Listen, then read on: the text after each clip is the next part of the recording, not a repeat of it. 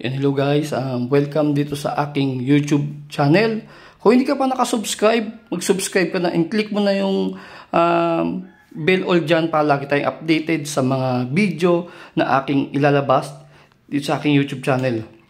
Mga tutorial guys about to sa Converge, lost connection, no internet, and then laging nag-brownout sa inyong mga lugar. Ipapakita ko sa inyo guys, ito yung mga sikreto para in case hindi nyo na kailangan tumawag pa ng technician, kahit kayo na lang gumawa sa inyong mga bahay, ay pwede nyo gawin. Dahil alam naman natin, kapag tumawag pa tayo ng technician, ng Converge is matagal, umaabot po ng 3 days or 1 week. Para in case hindi na kayo may stress, lalo na kung may mga trabaho kayo, is mapapadali at masusolusyonan ng inyong mga problema. Ito guys, para sa mga loose connection muna tayo guys. Loose connection. For example is nag-loose. Ayan guys, nag-loose. Ayan guys, nag-loose. Ngayon guys, nag-loose na po talaga yan kasi nga is di naman po nakadirekta sa napbox ni Conversion. For ano lang to, for tutorial lang naman to. For example is may tama tong patch cord nyo guys. May tama to. May putol, may tope, may ngat-ngat. Siyempre, magulus talaga yan guys. Mamumula po yung loose and may blinking. Ibig sabihin, wala po siyang reading papunta po sa napbox ni Converge. Ngayon, ang magiging mangyari po niyan is, ito-turn off muna po natin muna yung modem. Ayan, ito-turn off. Pagka-turn off po ng modem, kahit hindi nyo na po i-plug yung adapter niya, bubunutin nyo lang tong fiber patch cord. Ayan. Fiber patch cord. And then ito yung coupler. Ito yung coupler, fiber coupler. Ito yung fiber patch cord. Ayan. Ito naman po guys yung easy connector, or ito naman po yung easy connector. At ito naman po yung papunta sa napbox ni Converge is FOC or fiber optic cable. Yun naman guys na sasabi nilang NAP, ang tawag po doon is network access point. Papunta po siya sa OLT ni Converge sa may cabinet. Yung OLT guys, yung po yung nagbibigay ng transmission or yung tatawag na signal data papunta sa ating mga modem para po magkaroon po siya ng power rate. Yung parang pinaka kasi glass lang po laman nito guys. Glass po ang laman nitong FOC. Ayan guys. For example, ito po yung guys yung papunta saan ni Converge, sa napbox ni Converge. Ngayon guys, ang gagawin nyo lang is, ito yung idedirekta nyo dito. Sa may likod ng modem ni Converge. Ayan guys, nakita nyo? Ngayon, pwede nyo ito piyan guys, ipasok nyo lang dito. Siguro itong video ko na to guys is bubuin ko na to. Lahat ng tips ibibigay ko na dito para isang video na lang. Para hindi na tayo masyadong marami pang parang hindi na bukod-bukod. Kumbaga is full package na siya. Ito na, dito na lahat. Ituturo ko na. Ayan guys. Pag naikabit yun na dito guys. Ayan. Pipinutin nyo na yung power. Kapag in case guys nag-PON yan, ibig sabihin sira po itong patch cord nyo, itong fiber patch cord. Sira po yan. Ngayon, kung sakali po pala guys na putol pa rin po yung, ibig sabihin, nag-loose pa rin po, ibig sabihin, putol pa rin po yung linya, kasi nag-loose po pa rin. Ayan, for example, nag-loose pa rin. Ayan, nag-loose pa rin. For example lang yun guys, nag-loose pa rin. Ibig sabihin, i-check nyo po itong linyada nyo sa may bahay ninyo, papunta sa may labas ng kung saan nakalagay yung napbox ni Converge, kung saan kayo nakalinya. Kasi, yung iba po kasi, pag nag-i-install yung installer ni Converge, is pupunta po doon sa may napbox. Kumbaga, titignan din nila kung paano pag-install ng mga technician ni Converge, kumbaga ganun. Ngayon, kung sakaling ganun pa din, i-check nyo kung mayroon po itong putol or meron siyang nabaksakan po ng mga puno o poste or etc. or nasabitan po ng kung ano, kasi maselan po to guys. Bawal po itong mabaksakan, bawal itong matupi. Yun po yung mga dahilan kung ba't nag-loose. Ngayon guys, kapag in case naman na dinirekta nyo na guys dinirekta nyo na, yun na yun. Wala talagang loose pa rin, wala pa rin internet. Doon na kayo guys tumawag sa technician ng Converge. Pwede po kayo tumawag. Kasi kung in case talaga guys, wala naman po kayong gamit, wala kayong fiber tools, syempre hindi nyo naman po guys maayos yun. Kasi nga, wala naman po kayong pang-splicing na tinatawag. Wala po kayong pang-splice ng or wala kayong fiber cleaver, or wala kayong fiber cutting na ng fiber, pambalat.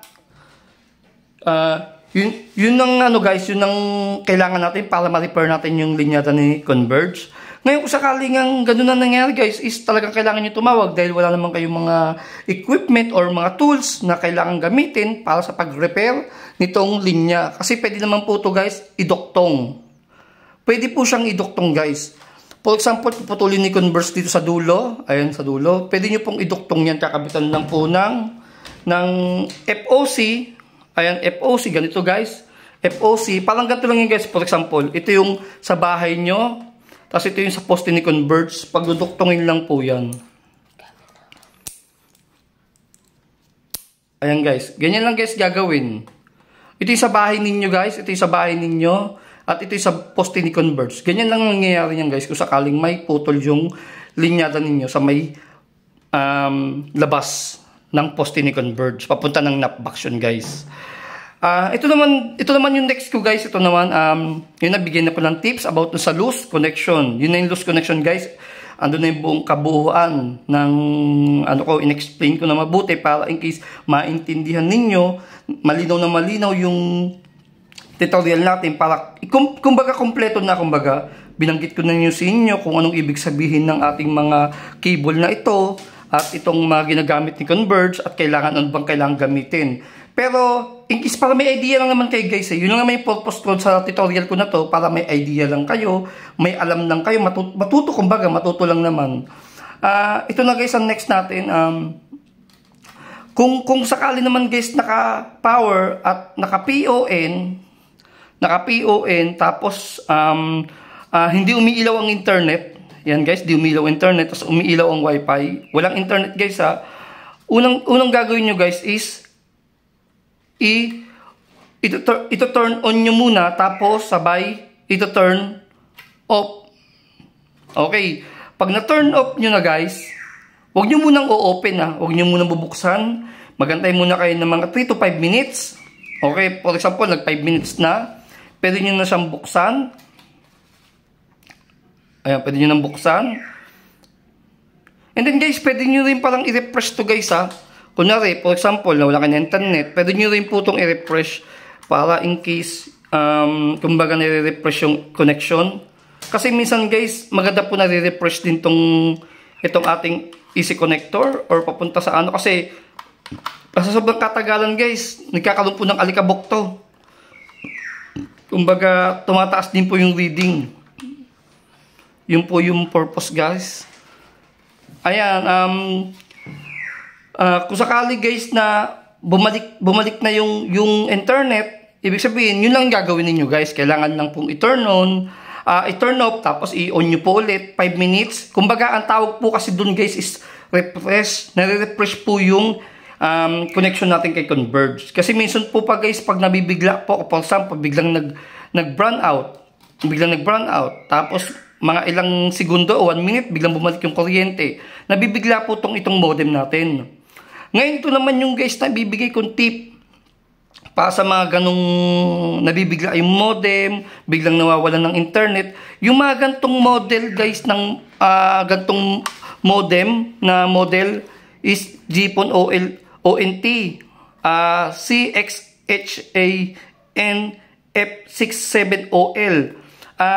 Ang nagiging sakit din po nito guys is yung kapag nag-brown out, nawawalan daw po talaga ng internet to. Kasi may na-interview na akong isang technician ng Converge. Kaya sila nag-upgrade ng modem dahil nga sa kadahilanan, ito ay lagi pong nawawalan ng connection. Siguro maraming report sa kanila dahil sa ganitong model. Ito is CTE version 1. Version 1 to guys. Yung version 2, sa ako na ipapakita ang version 2, may version 2 ako noon. And then may version 3 din ako ng CTE. Latest 2024 model. Ito kasi is 2021 model. 2021 model. Ayan guys, oh. Ayan, 2021 CTE version 1. Matagal na model na to guys, pero hanggang ngayon ginagamit pa naman ni Converge kasi pwede pa naman nila to ikabit sa kanilang mga system kasi kung mag-update man si Converge ng system nila is ma-activate pa naman nila to kasi required pa naman to kasi GPON to. Depende sa gamit nilang OLT kung GPON o EPON o XPON. And guys, sa mga sa mga kagaya ng nagbo-brownout pala, magbibigay na ako ng tips. Ito na yung solution natin guys. Na guys yung solution natin, ipapakita ko na para in case hindi na tayo magka-problema sa brownout. Ayun guys, UPS power supply. Ang supply nito guys is 12 volts, 1.5 amperes. Kasi ang mga modem natin guys is 12 volts and 2 ampere. Check natin kung tama ba talaga tayo. Ay guys, medyo sa iba pala yun guys, sa iba pala yun, 1 ampere lang pala itong modem natin. Kasi meron guys na modem na 1.5, meron ding 2.2 amperes. Ito 1 ampere lang pala to guys. Siguro dun sa isa kong nakitang modem, 2 amperes kasi yun. Ito 1 ampere lang to. Depende naman po guys kasi iba-iba naman po yan. Pero ito guys is required naman to, okay naman to kahit sabihin natin 1.5, 2.0, 2 amperes. Wala pong problema guys, basta 12 volts kasi ito kasi guys, ginawa talaga to for CCTV. Yun po talagang required, CCTV. Pero dahil natuklasan nga nila na pwede ito sa modem, dahil nga 12 volts naman, and then 1.5 amperes, okay din naman siya guys, kasi ang dami na to guys na gumagamit ngayon ito. And then, nag-trending to guys eh. Alam ko, nag-trending to sa social media dahil nga, ang daming lumabas na ganito, na talagang tested improvement na maganda daw. Okay. Kaya napabili tayo guys. Ayun, napabili tayo dahil nga to eh. Pero depende guys sa modem ninyo kasi meron naman modem na 1.5, may 2 amperes. Pero ang voltahe niya guys is 12 volts. Yan yung output niya guys. Output yan. Ito yung output. Ang binubuga niya ditong supply. DC to guys sa DC. DC. Ito ang AC. Pag AC, yan yung pina-plug natin sa ating mga outlet. AC po yan. 220 to 230 volts. Ito ang DC. Papunta ng ating mga modem. Out po ang labas nito. Out. Siyempre, papasok po siya sa ating modem eh. Ngayon, pa-plug nyo lang po dyan sa power. Ayun guys, power. Ayan, power. And then, isasaksak nyo muna guys. Ayan, sasaksak nyo muna bago nyo i-on. Huwag nyo munang i-on guys. Kapag meron ng blinking, meron ng ilaw yung blue. Yan guys, blue, ayan guys. Ay, may blue na. May ilaw na yung blue. Pwede nyo na pong i-on. Ayan, lapit mo yung camera para makita ng mga ating mga subscribers at mga viewers. Medyo matagal lang itong video natin to guys kasi pinul video ko na para po sa inyong lahat. Sana po is hindi ko na siya puputol-putulin. Kumbaga ito na.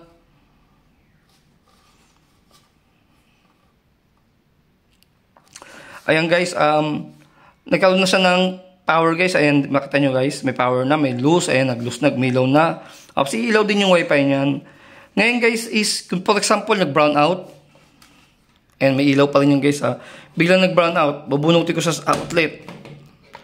Ayun guys, may ilaw pa rin Ayun yung outlet Ito yung plug Binunot ko na siya dito sa outlet. Ayun yung plug. Pero may power pa rin yung ating modem. Kasi nga guys, is itong UPS natin is meron tong battery sa loob. Automatic po siyang nagkakarga at meron din po siyang protection para hindi rin po siya ma-overcharge. Yun din po yung purpose nitong ating charging adapting, itong UPS. ang kanyang, ano po, hindi ko sure kung ilang anong battery nito, ilang milliampere ang battery, pero mataas ang milliampere battery nito. May iba't ibang uri ng milliampere to guys, yung meron medyo mababa, meron di mataas. Tumatagal to guys ng 4 hours. Natry ko na siya, umabot siya ng 4 hours guys, yung ganung katagal. Natry ko na, subukan ko na, tested and proven ko na. Sa lahat ng modem ko guys, ito ang gamit ko. Ang dami ko na nabili nito guys, siguro mga 4 or 5 na. Ang dami kong nabili ng ganito. Lahat ng modem ko guys is may ganito. Siguro magbibigay din ako ng mga ganito sa mga clients ko guys, kasi marami din sa akin mga nakakonect sa akin. Kung sakaling parang hindi rin mabigla yung mga modem nila, pwede ko din sa kanila ito i-required. Yung ganito. Ayun guys, oh, tanyo. Kaya napakaganda at napakatibay. Saka ang kagandahan to guys, hindi masyado agad umiinit.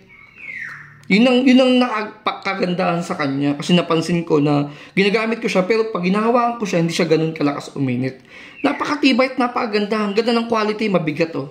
Saka yung pagka, plastic niya, matigas. Tigas guys. Kaya super sulit ang pag-bill nyo. Kapag kita nyo guys, walang ilaw yung pinaka-power niya. Kasi naka-unplug sa outlet. Yung kanyang plug. Pag sinaksak mo ulit yan guys, yan, iilaw po ulit. Tapos may power pa rin po yung ating mga modem. Hindi po yan mamamatay kahit mag-brown out, magpitik yung kuryente, or maghapon brown out. Pero depende pa rin kung hanggang ilang oras tatagal tong ating power bank na UPS. Kumbaga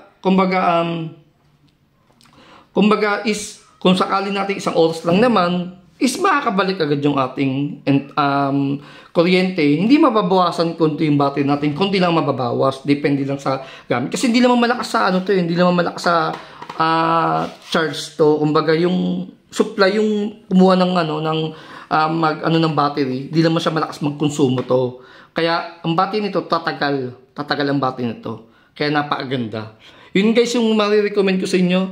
Una sa lahat guys, binanggit ko na dito lahat. Una sa lahat, maraming salamat. Ito ay pagbibigay lang naman ng tips at tulong sa inyo para in case na yun nga, malaman ninyo about dito sa UPS and then sa nawalan ng internet at loose. Yun lang naman yung tips guys para alam niyo naman guys na nag-brown out din paminsan-minsan, hindi rin maiwasan. Ito yung solution natin para in case may internet connection pa rin tayo. Kasi hindi naman po lahat ng areas is brown out. Meron lang naman for example, sa atin lang naman lugar, walang kuryente. Pero yung cabinet ni Converge is may signal or naka-PON.